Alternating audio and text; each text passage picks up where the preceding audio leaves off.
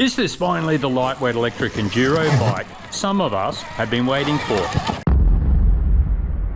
A month ago, Graham Jarvis announced the Jarv-E model. He says he worked with an Austrian specialist to develop it specifically for hard enduro. And it's made in Austria too. Plenty of riders refuse to ever ride an electric dirt bike. Others, like me, are interested, but we are very sceptical of the claimed battery life, power output, and the lack of information given when you pre-order the bikes.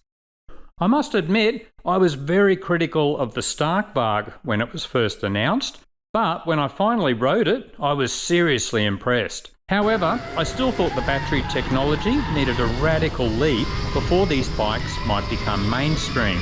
Massive power output, but the 124.5 kilogram weight is pretty heavy for an enduro bike.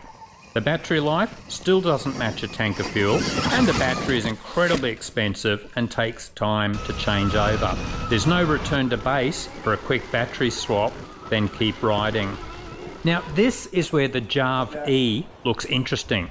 A claimed 95 kilograms sounds fantastic, especially for hard enduro riders. A claimed power of 50 kilowatts or 67 horsepower. If true, this is far more than most enduro riders need.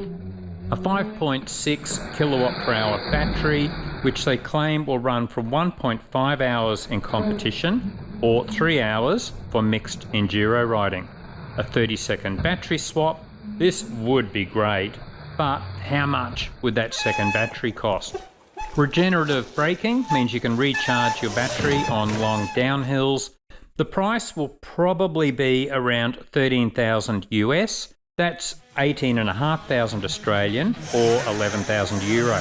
About the same as a lot of 300 two-strokes. Now, there are lighter e-bikes. For example, the Suron Ultra B is only 85 kilograms, but far less power and battery life. But the Jarv-E appears to have much more serious enduro credentials if all the claimed specifications are fairly accurate. There is also a road-approved version coming, which we assume will be over 100 kilograms. Still pretty light compared to the 300 two-strokes. It uses Cirrus suspension. Cirrus is a US-based company making suspension for electric motorbikes in their Taiwanese factory. It's going to be much lighter than WP, KYB or SARX. How well will it work? Time will tell. Will it have a clutch? We don't know. A lot of hard enduro riders insist on this. We can't see a linkage in the rear suspension setup. If not, that would be another weight-saving measure. The quieter you become, the more you are able to hear. So don't buy that loud aftermarket pipe, you nonce. The Jarv-E won't have much competition. We have ridden the electric motion models, but of course these are designed purely for trials riding. The Suron Ultra B.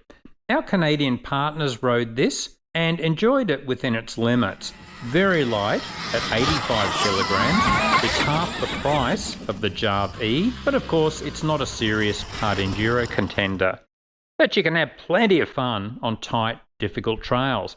Just remember the battery life ain't that great. And it only has a 19-inch front wheel and skinny tyres, so it does feel a bit more like a mountain bike. The Suron Storm B, the full-sized option, a 21-inch front wheel. It's heavy at 127 kilograms. It only puts out 30 horsepower, and the battery life falls short of the Starkwagen still. The price varies, but it's around 2/3 the cost of the Jarv-E. And the Big Daddy, the Starkwagen.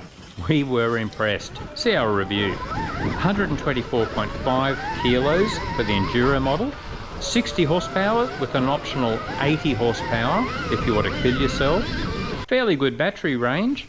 We would love to see Starkwagen bring out a hard enduro version. For example, halving the battery size would bring the weight down to around 109 kilograms, less than the 300 two-strokes with a full tank of fuel. But of course the range would be halved too. But if it was easy to change, you could ride back to base to exchange the battery if needed. We can but dream. So what do you think? Would you buy that Jarv-E if the claimed specs are accurate? Or are you waiting for that big breakthrough in technology that allows batteries to match internal combustion engines?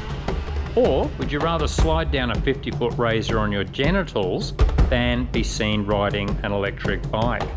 Let us know in the comments.